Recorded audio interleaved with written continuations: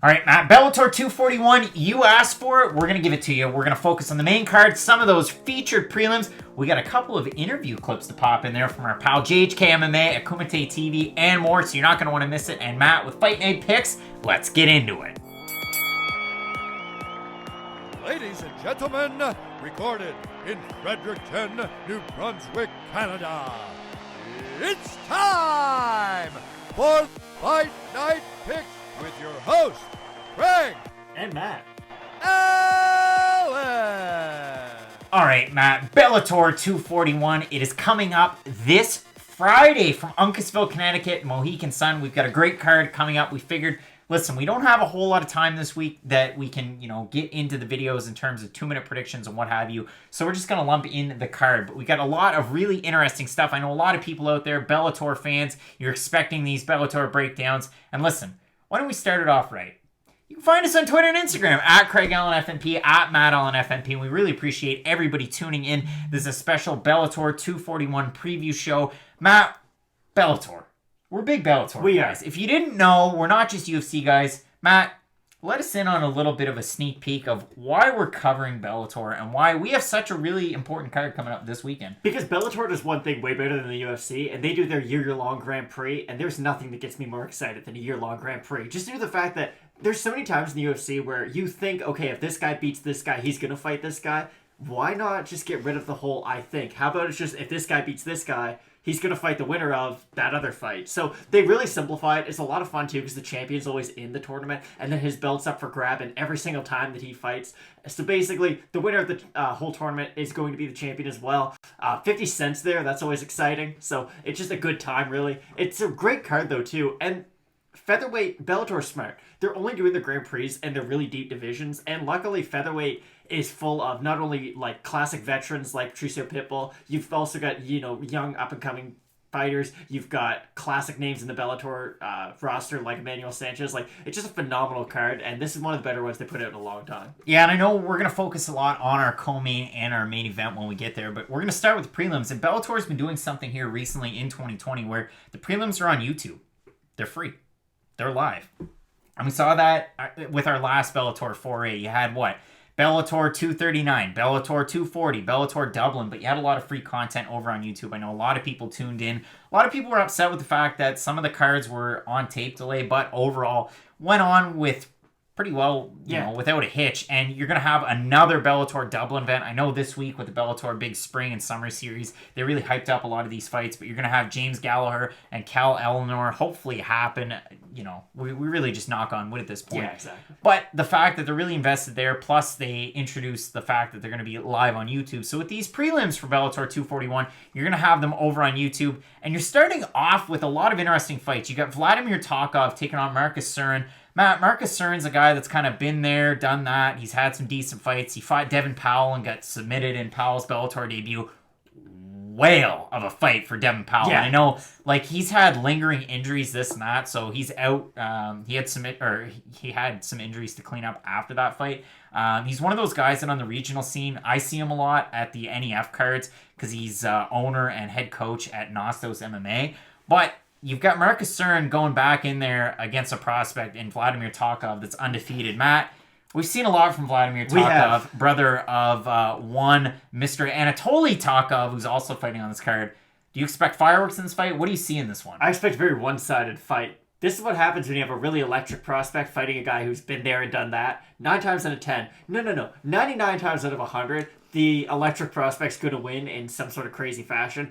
Tokov's amazing, though. He's one of those guys who, he's got a background in wrestling, but he can do everything. It's not just like he has to rely on that the whole way through. He's good no matter where the fight goes. He's different from his brother, of course. There's a big size difference, but with Vladimir, you see a lot more polished striking. He can pot shot. He can land combos. He's very, very... I wouldn't say more well-rounded than his brother, but if you went as far as saying that, I wouldn't totally disagree, because with Anatoly, it's power. Exactly. And his wrestling's very powerful, whereas Vladimir is much more well-rounded. He's more the finesse guy to his brothers, just go in there and beat the brakes off somebody. But no, he's definitely going to win this, and it's going to set up a lot more fun fights in lightweight. But for Bellator to start a card off with a fight this good just tells you how good the rest of the card is going to be. So your next one, you've got Ion Pascu making it back to the Bellator cage, fighting at 175 70 pounds. I know he was one of those showcase guys that they really announced when they signed a lot of European talent before Bellator European Series started. He's taken on Mark Lemminger, a guy that's co-main evented for LFA. He's 10-1. That should be a really good fight. And I feel bad for Ian Pascu because they bring him in and they put him up against guys like Lorenz Larkin, which is really, really difficult, especially where Larkin is now. Oh, 100%. But he's definitely not the product I don't think Bellator thought he was when they first signed him. I know he's fought good guys, but his last fight against Storley, it's not that he couldn't just stuff the takedown. He just kind of accepted it at a certain point. Like, there's some fighters who they're going to fight until the last minute of a fight because they always think that they're going to be able to win. With Pascu, it seemed like in the third round, once he got taken down, he was like, this is me for the rest of it. Yeah, I'm not going to try to get up. Like, he kind of quit. He fought Ed Ruth, and it kind of went that way too. Exactly. Like, it's not a great sign just through body language because there's a lot of guys who fight Ed Ruth, and they're like, okay, I'm getting taken down, but I'm going to do everything I can to get back up to my feet, and then we'll worry about it then. Pascu was like, okay, I've gotten taken down, now what? And if that's going to be kind of how his career goes in Bellator, he's not going to reach the heights that even I originally thought he was going to. I thought he had a good chance of beating Larkin when they first did fight, and he put up a decent performance, but he hasn't been that same version of himself ever since. And now we're going to keep going. Bellator has this set out. They sent it out through a press release earlier on in the week. My goodness. This is one of those ones where what they've done recently is they announce their prelims, they announce their post-lims, they announce their main card. On this one, they have a lot of prelim fights, which leads me to believe that I bet you some of these fights are going to end up as post-lims. But we continue because there's a women's featherweight fight, which could produce... This could be a title eliminator between Leslie Smith and Jessie Miele. And Jessie Miele came into Bellator with a head of steam and then got a win, which a lot of people didn't predict over Talita Nogueira. So now she's right in the mix, and she's taking on Leslie Smith that won her last fight as well. Leslie Smith looks really, really good. And you know what you're going to get with Leslie Smith.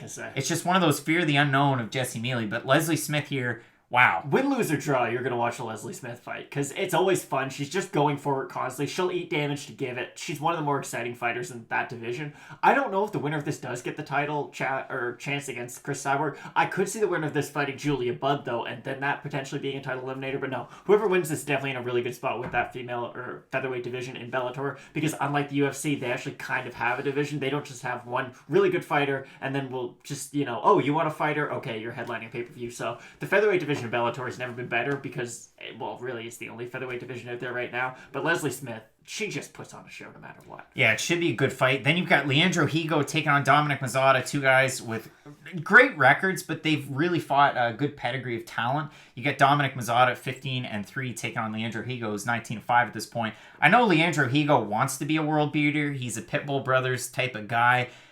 It's just been a weird career for Leandro Higo. We've seen him get knocked out against Aaron Pico, which was the big test for Pico. We've seen him lose to Darren Caldwell when he challenged for the title at 135. I just wonder with Higo, what's it going to be, man? Like, is it 145? Is it 135? He's talked about fighting.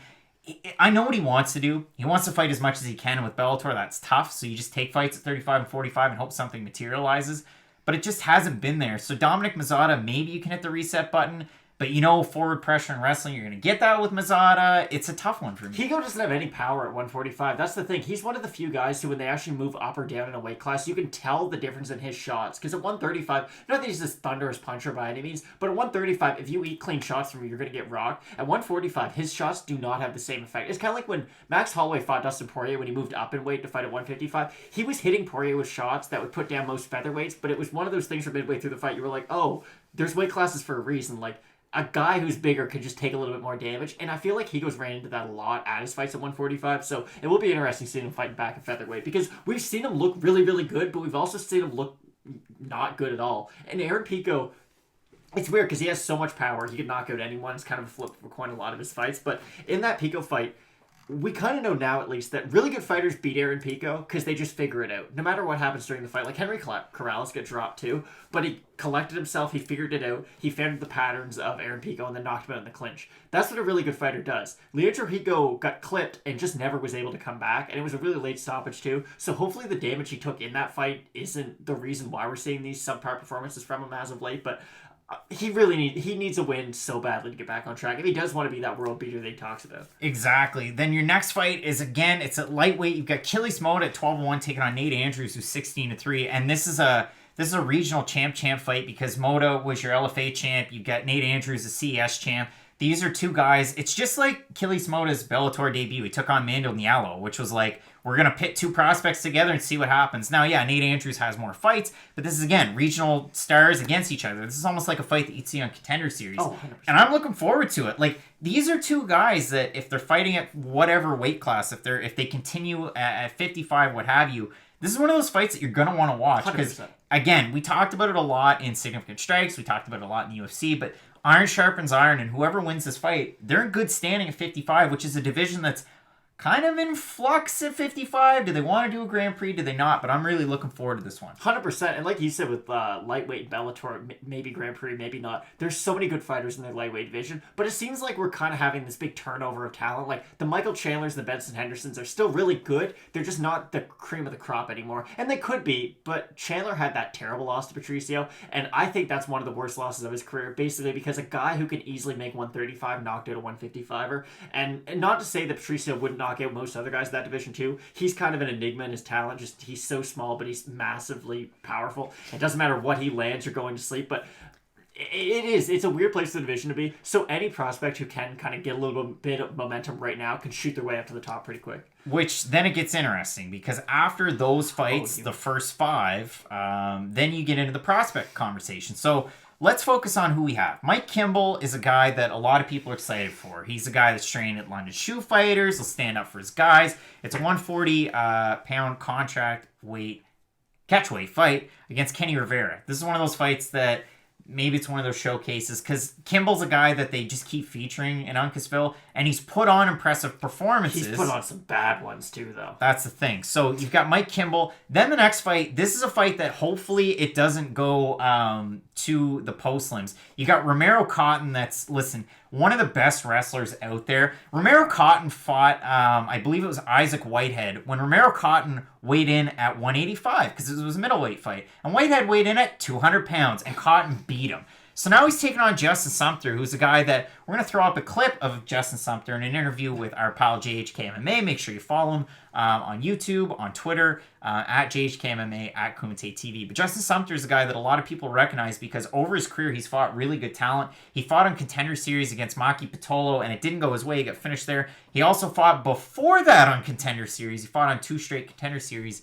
But Justin Sumpter, a guy that a lot of people recognize, especially in New England, fighting a super prospect in Romero Cotton that we've really seen emerge, who's 4-0 right now. So let's hear what Justin Sumpter had to say with JHK MMA. You got, when you're fighting a gritty veteran, you got to be on your P's and Q's, and that's kind of, not to say I'm a veteran, but I've been fighting for extensively for a while. And, he's been wrestling for a while, and that's all right. But I have like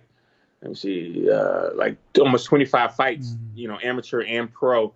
And, I've seen a lot and seen a lot of good wrestlers. And I think that it's kind of biting off a little bit more than it can chew. And so, we shall see.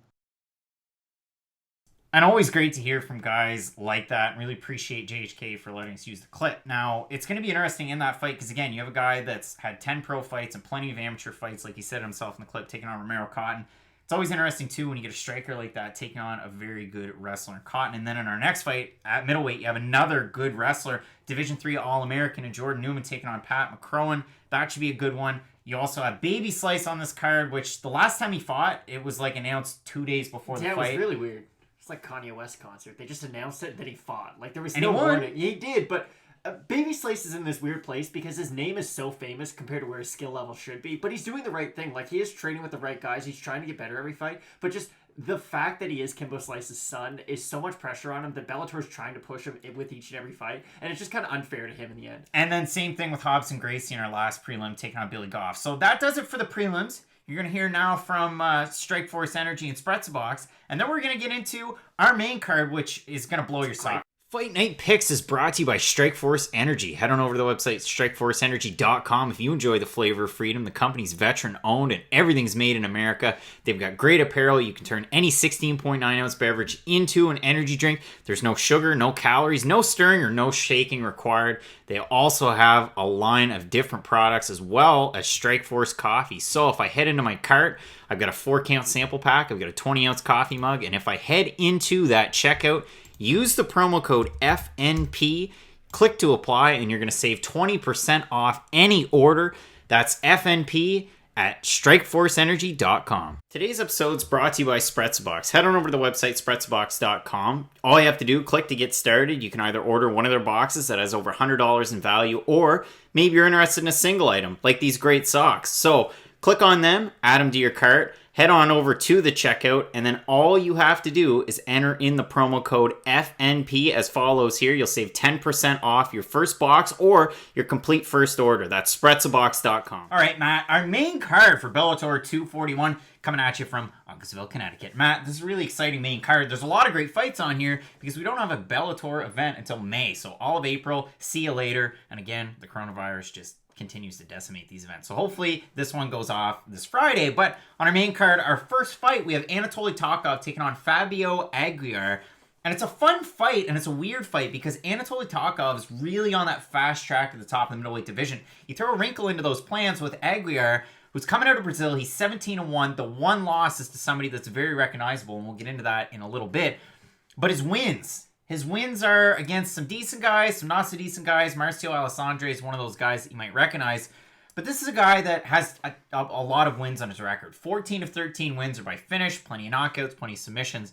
It's the risk of the unknown. And we saw that with the Anatoly Tokov when he took on Gerald Harris. It went weird until it didn't. Can you talk us through that one? Basically, Tokov dropped him with an overhand right. Tokov got dropped with an overhand right. He was basically knocked out on his feet. Could barely stand, kept on getting dropped, and then all of a sudden was able to choke out Gerald Harris in one of the craziest just shows of like heart in all of MMA. He was completely out, like flatline pretty much, and came back from the dead. But Tokov's just good at everything. There's not really an aspect of MMA he's not great at. There's some things his defensive striking's not good. He does get hit. If Gerald Harris is able to put you down, that's a big worry moving forward. Just because there's other guys with way more power in that division, especially if you are going to fight the Gegard Mousasi's of the world, the Douglas Lima if he's able to beat Mousasi, of course, for the now vacant title. So there's a lot of killers in that division, especially in Bellator. And Tokov's going to need a really big performance, I think, to try to put him up into that upper echelon where maybe one or two more wins he could challenge for that title. And when Bellator odds don't make any sense, it's when Anatoly Tokov's between a minus 1,000, minus 1,250 favorite against Brazil's Aguiar. And again, he doesn't have great wins over great talent. Some of them, again, you might recognize, like Alessandra, and he's got a loss to Bruno Silva. That's the one I was alluding to, who was supposed to be in the UFC, but failed a USADA test. See you later. But it's one of those ones where Bellator odds don't make sense. They don't, but also Aguiar has fought a lot of guys who have more losses than wins on their record. And not to say, again, records don't mean anything, but if you're fighting Tokov, you should definitely have fought some upper echelon guys. But no, I don't see a world where Tokov doesn't win this fight. I know the odds are kind of outrageous, but they're that way for a reason. Tokov's just that good. All right, so our next fight, we have notorious Nick Newell at 16-3 taking on Zach Zane, a guy that had a good win in his last fight. He's one of those guys coming out of Hawaii, which is always good to see, especially when you're not just fighting on the Bellator Hawaii cards. You're fighting a big name like Nick Newell, who's coming off a loss in his Bellator debut against Manny Muro. And Matt, we have a clip queued up from our own pal JHK MMA of Kumite TV with Nick Newell talking about this matchup against Zach Zane. Yeah, NN versus ZZ. It's going down, though. You come to Connecticut, you come to my hometown, baby, you got to bring out the dog. I think he's going to be a guy we're going to bring the dog out of each other, and it's going to be an actual fight and not a stupid match where someone holds a body lock like my last fight and doesn't do shit. Or when I was on the Contender Series and the same exact thing happened. So I've gotten better at getting out from these guys trying to hold a friggin' body lock on me and not fight. But, that's a game we play. You can win fights like that. I've actually won boring fights like that. So I can't even be a hypocrite. But it sucks when it happens to you.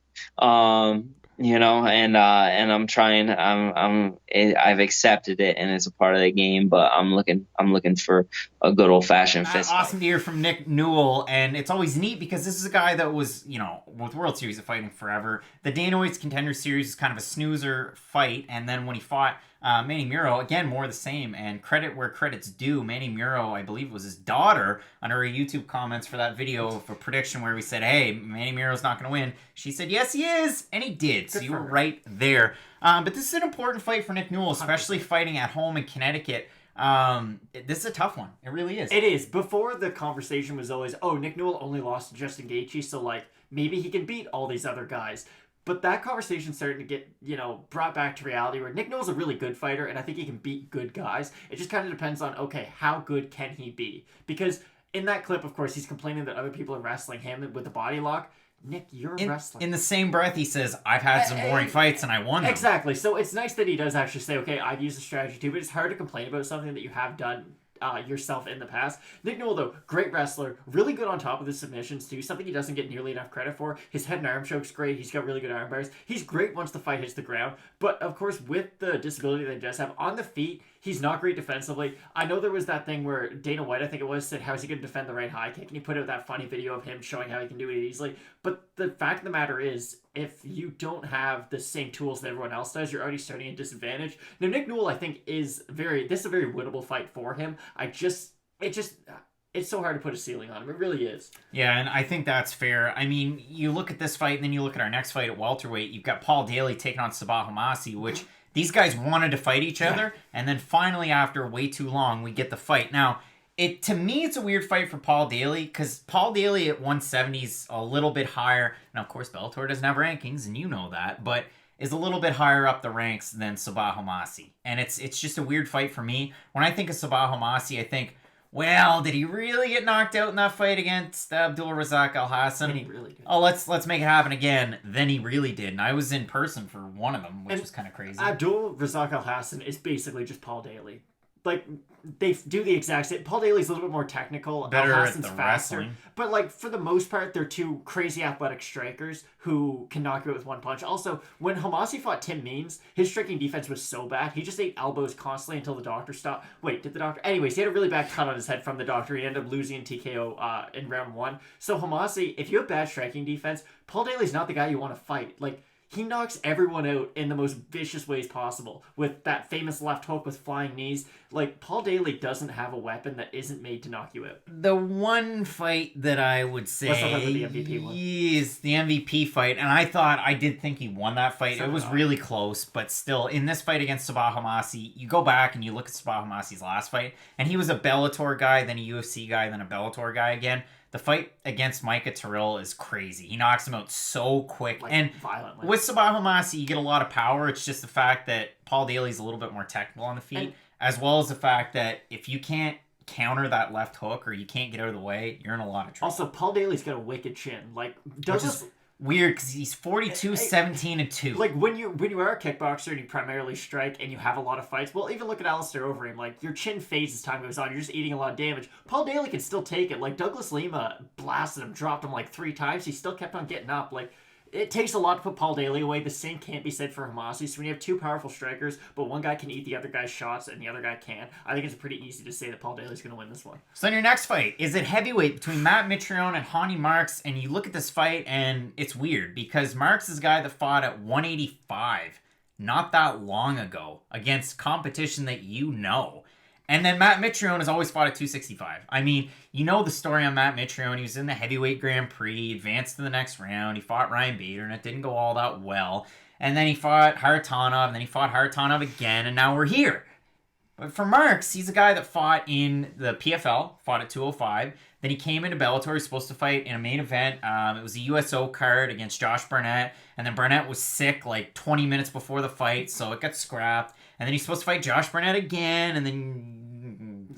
commission issues, which is all we can really say. Failed drug test, it says on Tapology, if you look at it there. But when you listen to other people, they say that it has nothing to do with drugs. It could be a CT scan failure. It could be medicals. Like, we really don't know why Josh Barnett isn't fighting. I wish we had a better answer. Matt Mitrione, I hope, has a mouthguard that fits him in this fight. I don't know if you guys remember the Karatanov fight. I don't even think Craig did until right now, that second one. Every time he got touched, the mouthguard would fly out. And that's like a classic trick that some people use to their advantage where, oh, I got hurt, let's spit the mouthguard out. We'll wait. Hopefully the ref will stop it. But Matt Mitrione's mouthguard just didn't stay in. He'd get touched, it would fall out. And he ended up losing that knockout by knockout. And he tried to blame it a little bit on the mouthguard. Hey, Matt, that's your fault. Get a mouthguard that fits before going into the fight with Sergey Karatanov.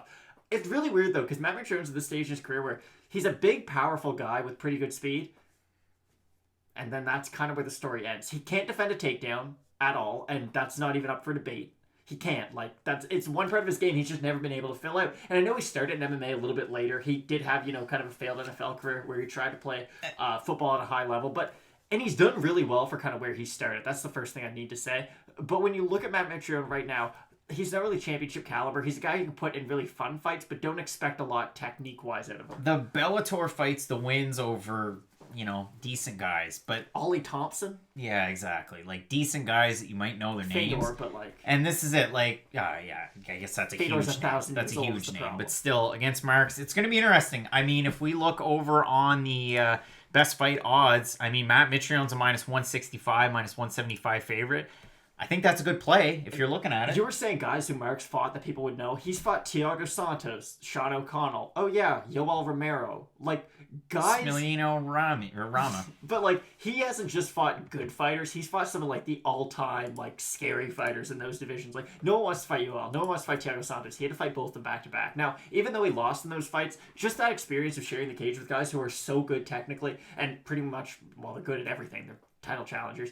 It's going to give him a lot in this fight. I wish I could give you a prediction, but it's just so up in the air because you have a guy who's really undersized for the weight class against a guy who has good power, but his skill isn't really there. So it should be a really fun fight, but I'm not expecting the most out of it. So then in your co-main event, it's the continuation of the Featherweight World Grand Prix. The quarterfinals, you got Daniel Weichel, former title challenger, taking on Emmanuel Sanchez.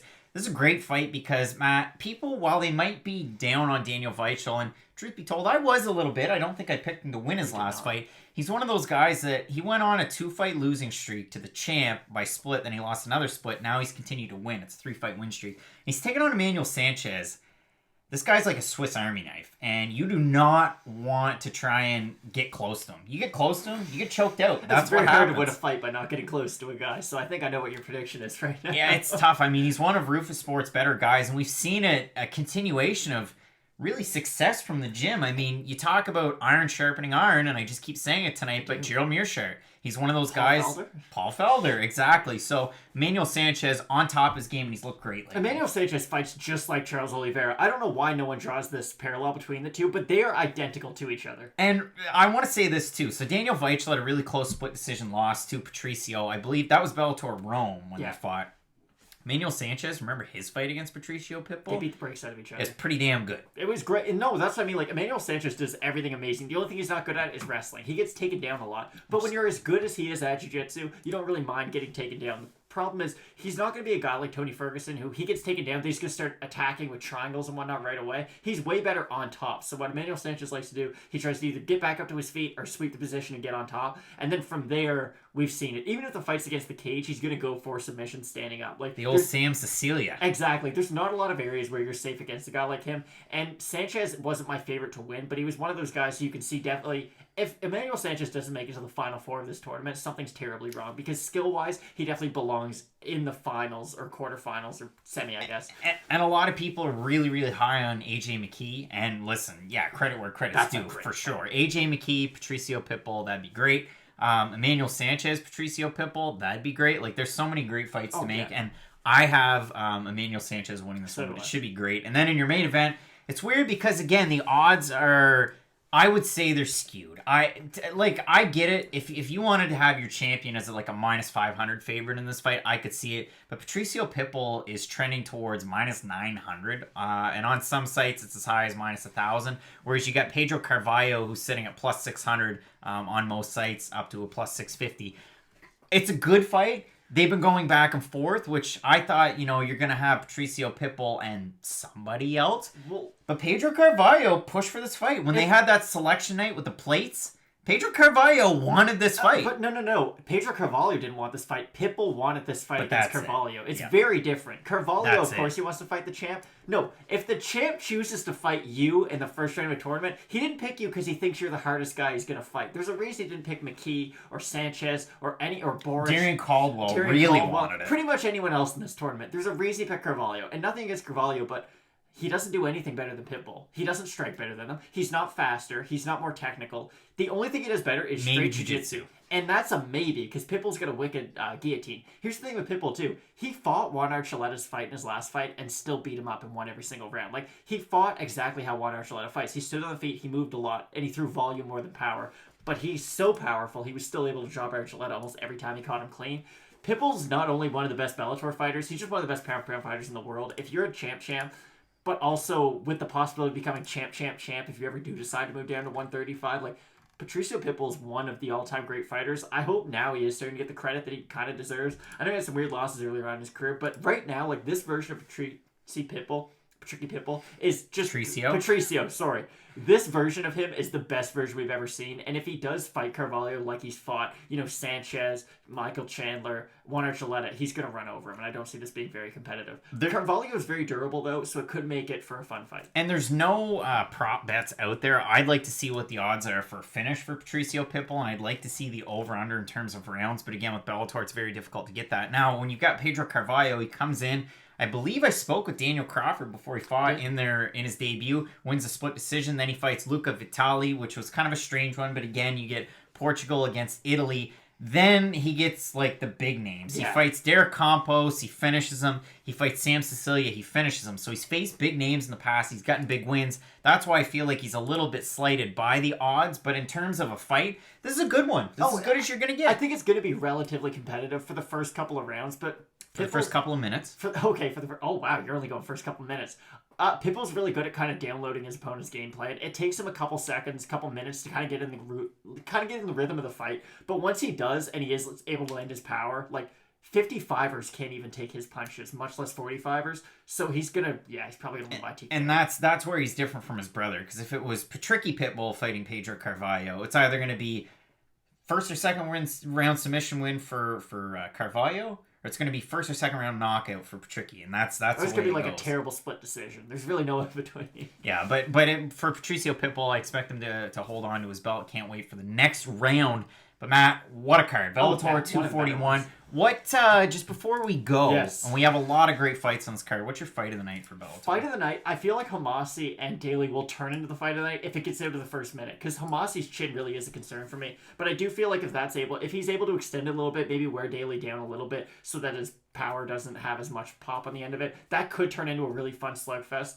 Weichel and Sanchez could be really fun too. We could see a lot of really fun grappling exchanges. I know we don't see a lot of grappling-oriented fight of the nights, and I know Bellator doesn't give out fight of the night, but there are some that really do pay off, and they're phenomenal, and that could be one of them. And if I could give out some awards, I'll go performance and fight of the night. I think performance of the night, if Romero Cotton's able to just obliterate Justin Sumpter, which...